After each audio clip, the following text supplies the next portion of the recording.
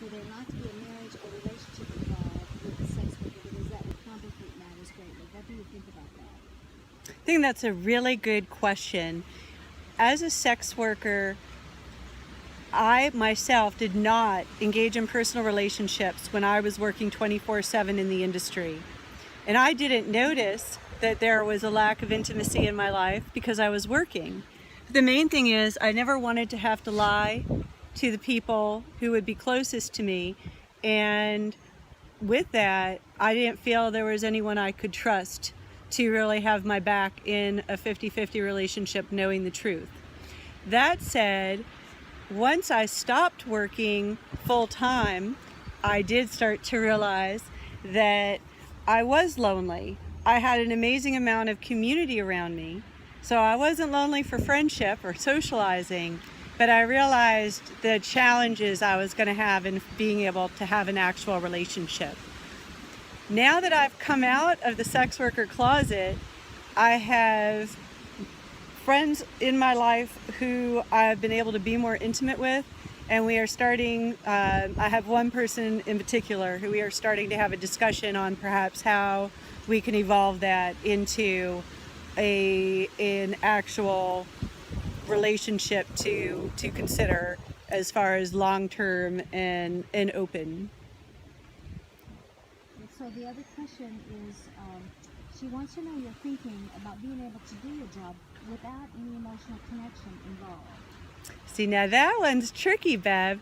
The question is, how have I been able to do my job without any emotional connection involved? Well, when you're doing work where you're only seeing people one time, there is no connection. But it would be a mistake to say that the people that you see repeatedly, especially over a period of years, there is no emotional connection. You at times have a more legitimate and closer relationship with those people defined as clients than you might with people in your personal life that you try dating. And that is something that has been an interesting point of conversation for the people I now have known 10 plus years. We reflect on how magical and wonderful it is that we have been able to have these progressive relationships. And I hope that when it comes to eventually being able to have a husband, that I can find one who will also understand that some of my clients, especially the non-sex clients, have a very special place in my heart and in my life, and I hope I would be able to keep them.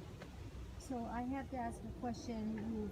What in the world is a non-sex client for a sex worker? So Bev is asking, what is a non-sex client for a sex worker? Well, believe it or not, I'm going to say that probably 85% of our work is not sex. It has anything but sex involved, and that could be because of sexual dysfunction, whether that be premature ejaculation or erectile dysfunction.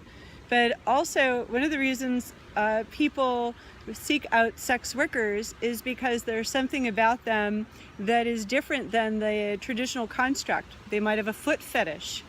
They might have an interest in cross-dressing. They might have fantasies that they don't want to have pollute their marriage about bisexuality or other situations, which might be its own conversation. So sometimes working things out through role play where people are not actually engaging in the activities that they're fantasizing about becomes a therapeutic modality. And some people are more into dominant and submission type role plays that include things like bondage and forms of tease and denial, where there's absolutely no sex and at times not even any kind of happy ending. So I would love to come back and talk about non-sex sex work. But yeah, there's a lot of intimacy in the industry. It just takes on slightly different definitions than we might expect. Thanks, Bev. Send more questions.